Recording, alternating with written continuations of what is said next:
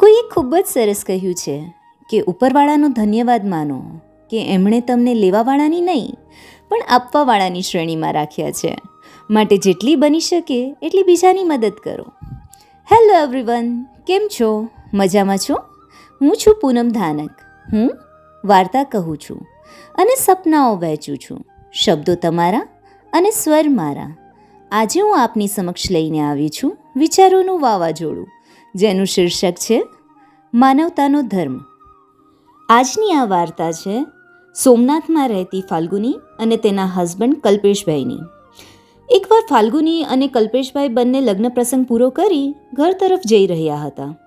એ લગ્નના પ્રસંગમાં જેટલા પણ મહેમાન પધાર્યા હતા ને, તે લોકોને એક સુંદર બ્લેન્કેટ લગ્નની લાણી તરીકે રિટર્ન ગિફ્ટ આપી હતી. ફાલ્ગુનીએ બ્લેન્કેટને પાછલી સીટ પર ગોઠવી દીધું અને બંને પતિ પત્ની લગ્નની વાતોએ લાગ્યા. ડિસેમ્બર મહિનો હતો અને નજીકના પ્રદેશમાં બરફ પડ્યો હોવાથી ઠંડીનો છમકારો પણ વધ્યો હતો. ફ્લાયઓવર પરથી કાર લઈને જેવા એ લોકો પસાર થયા તો કલ્પેશનું ધ્યાન ફૂટપાથ પર બેસેલા એક વૃદ્ધ દાદા પર ગયું, જે સાવ પાતળી ફાટેલી શાલ ઓઢીને બેઠા હતા. એવું લાગતું હતું ઠંડીથી તેઓ ધ્રુજી રહ્યા હતા. કલ્પેશે એક ક્ષણનો પણ વિચાર કર્યા વગર ગાડી સાઈડ કરી. ફાલ્ગુનીએ પૂછ્યું, શું થયું? કેમ આમ અચાનક ગાડી ઊભી રાખી દીધી? કલ્પેશે કીધું, આ દાદા ઠંડીથી ધ્રુજી રહ્યા છે. અંદર બ્લેન્કેટ મૂક્યું છે ને, એ લાવ એમને ઓઢાડી દઉં. ફાલ્ગુની ભડકી, હોતું હશે કંઈ? આટલી મોંઘી ગિફ્ટ તમારે ભિખારીને પધરાવી દેવી છે? આ આપણા માટે છે અને આમેય આવા લોકોને આવી ગિફ્ટ ન હોય. કલ્પેશ, દેવા લેવાના ઢેબરા અલગ હોય. આ ગિફ્ટ એ લોકોને લાયક નથી.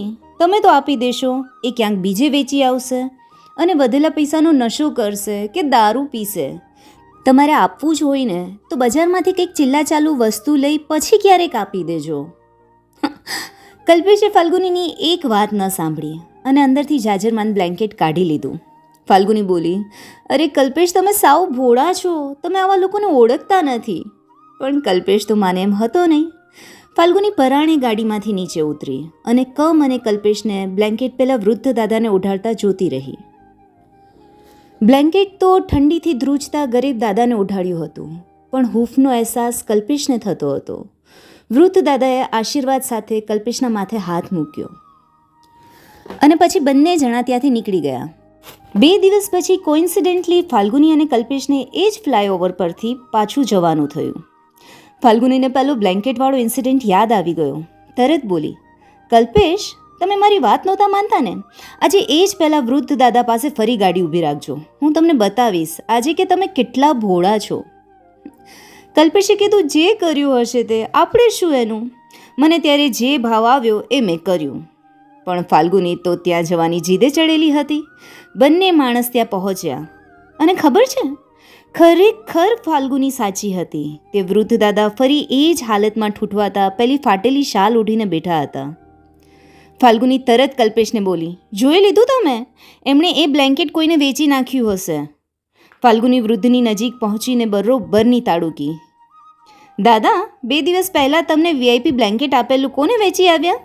તમે લોકોને માંગવાની આદત પડી ગઈ છે. વેચીને શું નશો કર્યો? કોઈ માટે સારા થવાનો જમાનો જ નથી. બસ આમ ને આમ ફાલ્ગુની બોલે જતી હતી. વૃદ્ધ દાદાએ વચ્ચે ઇશારો કરી રોકવાની કોશિશ કરી, પણ ફાલ્ગુની બરોબરની ગુસ્સે થયેલી. કલ્પેશે વચ્ચે અટકાવતા કહ્યું, પહેલાં સાંભળી તો લે દાદા શું કહેવા માગે છે. દાદાએ રોડની સામેની બાજુ ઇશારો કર્યો અને બોલ્યા, બેટા, સામે જે મહિલા છે ને, એ વિકલાંગ છે. એની દશા મારાથી પણ વધુ ખરાબ હતી. ફાટેલા કપડાને કારણે લોકો ખરાબ નજરે જોતા હતા. બેટા, તમે મને એ બ્લેન્કેટ આપી તો ગયા, પણ પછી મને લાગ્યું મારી પાસે ફાટેલી શાલ તો છે ને, એમની પાસે એ પણ નહોતું. અને આટલું બોલતા બોલતા એ વૃદ્ધ દાદાની આંખમાં જળજળિયા આવી ગયા. 5 મિનિટ પહેલાં જે ફાલ્ગુનીનો મગજ 7મે આસમાને હતો ને, એ જ ફાલ્ગુની અત્યારે વૃદ્ધ દાદાની વાત સાંભળીને ગડગડી થઈ ગઈ. કલ્પેશને કીધું, કાલે જ તમે ઓફિસેથી વળતા નવું બ્લેન્કેટ લેતા આવજો અને મારી પાસે ઢગલો સાડીઓ પડી છે જે હવે હું પહેરતી પણ નથી. તે સામે પહેલી મહિલાને આપી દેજો, હો ને, પ્લીઝ. બસ આટલી જ હતી આ વાત. વાત બહુ નાનકડી છે પણ સમજાવે છે ઘણું. ખબર છે, આ સ્ટોરી સાંભળતા પહેલાં હું પણ કદાચ ફાલ્ગુની જેવી જ મેન્ટાલિટી ધરાવતી હતી.